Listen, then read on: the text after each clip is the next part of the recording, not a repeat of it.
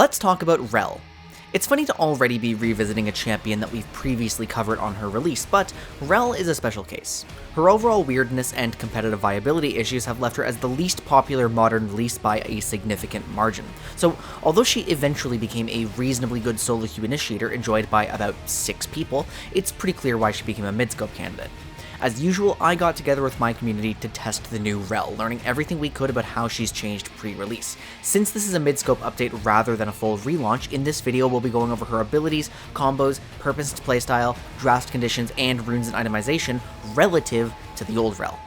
Rell's passive still steals a percentage of her enemy's resistances, but is now applied differently.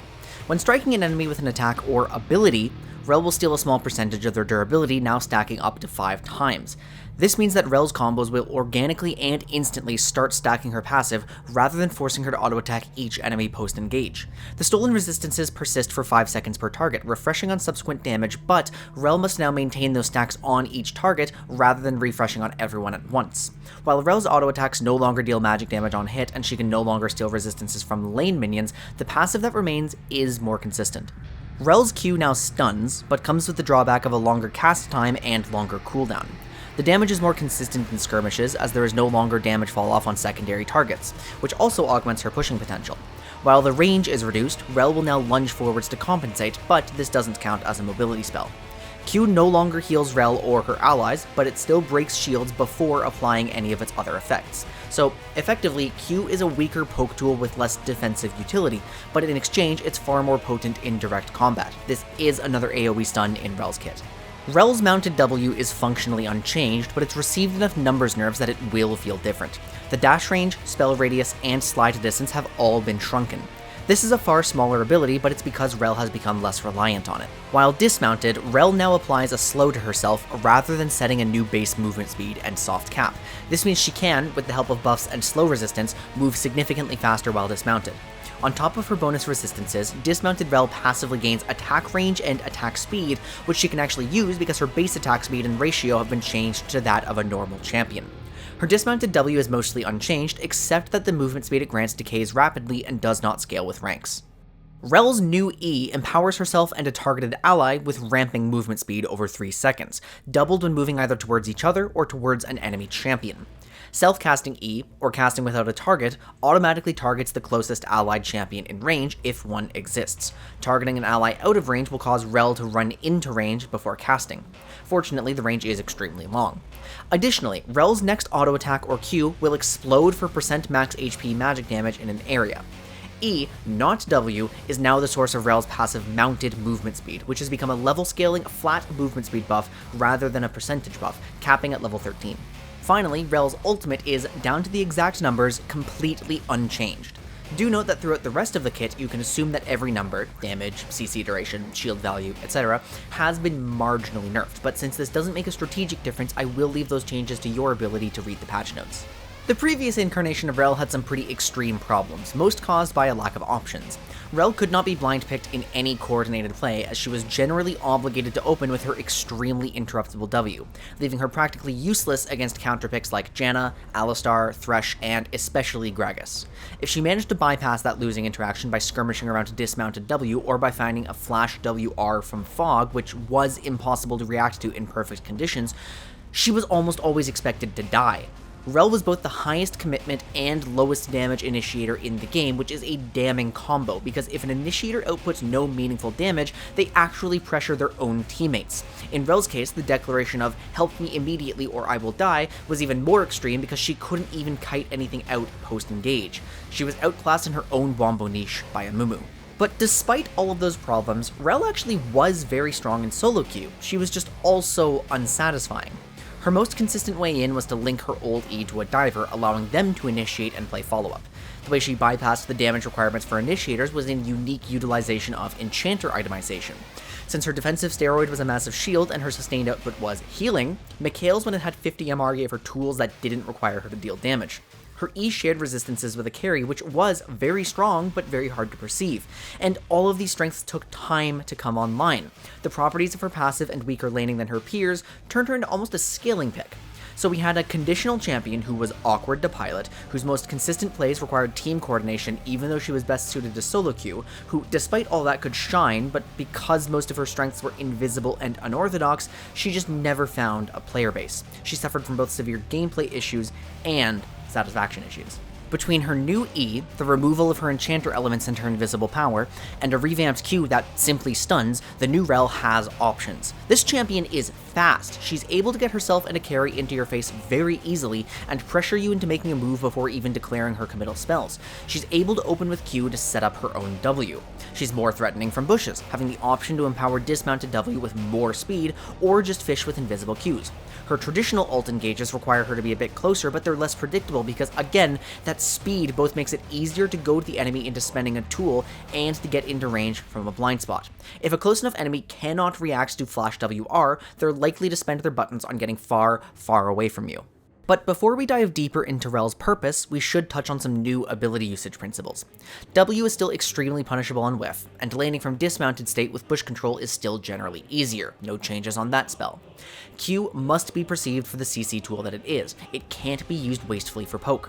The longer cast time allows Rell to buffer her Q into oncoming CC, making her great at soaking critical skill shots for her carries. You also will have to get used to using your Q as your first follow-up action if you engage with either W, as none of your CC duration is long enough to afford an extra auto if you want to confirm your chain. Dismount W into Q is the only true non-ultimate confirm unless you land at the very edge of mounted W, which we're obviously not playing for. Q-Flash is a valuable tool, but it's only for reach, not redirection, as the spell will always be aimed at the exact targeted point. The new E has an obvious use case. Press this button immediately before you engage. Too early and you lose its damage, too late and you lose your catch. But don't forget the value your allies can gain from an on-demand movement speed buff. On a gank or roam, your E can allow your teammate to start a skirmish before you're in position, and in the chaos your tools become more consistent. You can use your E for the sole purpose of helping your carry reposition, so you have the means to contribute on very low HP. If you can engage without spending E, then it allows you to survive and exit afterwards. You can use this for macro plays, fast rotations, objective rushdowns, faster resets, etc. Because there's so many potent and creative uses, your only tangible ability usage principle on the spell should be to avoid casting it for macro when you foresee imminent combat. It's my belief that we no longer value full W max. The spell still grants appealing properties per skill point. That shield in particular is our primary defensive steroid, and we need that to have value before the enemies have defenses we can steal. We just have greater competition with this new E, which never ranks into excessive movement speed. All 5 points are very valuable in augmenting our options here. There's also an argument for points into Q, given that this is the only spell that reduces its cooldown with ranks, which means more CC uptime in a fight, but I don't think that being more capable of playing longer fights competes against the options generated by more movement speed, at least in the general case. So, understanding that supports need to invest each limited skill point into the most immediately important spell, these factors lead me to believe that our standard skill order is 3W, E, W, Q. Rell is still a high-commitment all-in initiator who excels in dives and wombo comps. Her niche hasn't fundamentally changed, she's just more consistent at executing on it. What has changed is her synergy and draft conditions and the specific way she interacts with her teammates. Note the multiple ways in which Rell uniquely augments the follow-up of her own engages. If her passive applies immediately, she's instantly augmenting the value of ally penetration to all targets. Mages and lethality carries would contribute more value to the wombo combo, offsetting Rell's own lack of damage. And if she has on-demand ally movement speed, a property usually only seen on champions who can't provide a body to a fight, Rell is capable of creating her own follow-up. As an initiator, Rell is almost encouraged to start combat with raw skirmishing rather than CC tools. She is a juggernaut's or a diver's best friend. It's still valuable for Rell if her allies go first because her non-ultimate spells do still have noticeable startups, but since she's no longer capable of turning any diver into a CC source, it's now best if that ally is actually an initiator or flanker. Her synergy with specifically Samira and Xinjiao isn't as extreme as before, so amusingly I suspect she's actually better with Neela than Samira. On top of that, Rell is better at executing lane phase roams. Passive flat movement speed makes it easier to get onto the map early than passive percentage movement speed. A Q with less damage falloff makes it easier to generate roam-capable lane states. And, as mentioned earlier, you no longer have an ability that cannot be cast during the first 3 seconds of a roam. Though Rell still won't have the raw laning power of her peers, this is yet another way to bypass her worst interactions. There's one more detail that I've been hiding until now. Every one of Rell's abilities now deals 250% damage to jungle monsters. The early game clear is unironically not bad. The full clear is slow but very healthy, and her level 3 ganks are potent. After testing, I do believe Rell jungle is legitimate, but not for solo queue. This is almost surely a Nautilus jungle situation, where the champion is completely functional and will never lose you the game because she will escape and survive any attacks made against her and can endure low econ games, but where most of the power is in coordination and flex potential in draft.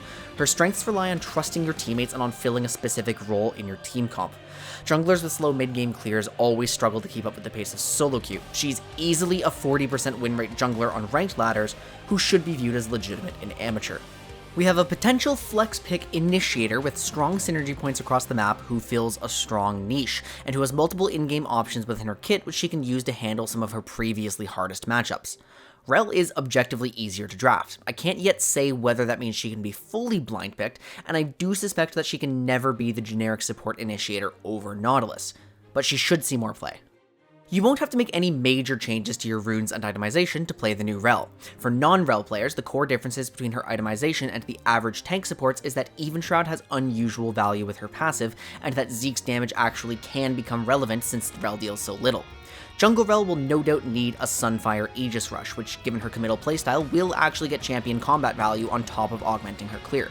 Swiftness boots now reduce her own self-slow, but Lucidity boots still augment CC and catch-up time. Don't build steel caps since you have better sources of armor. Enchanter builds are dead, though specifically Redemption can still find value. We choose primarily between Glacial and Aftershock, the former for early trading, the latter for scaling power. We don't have any healing for Revitalize to empower anymore, but it's still a free source of scaling for our W shield, though its competition in Unflinching for offsetting dismounted W slow is more compelling.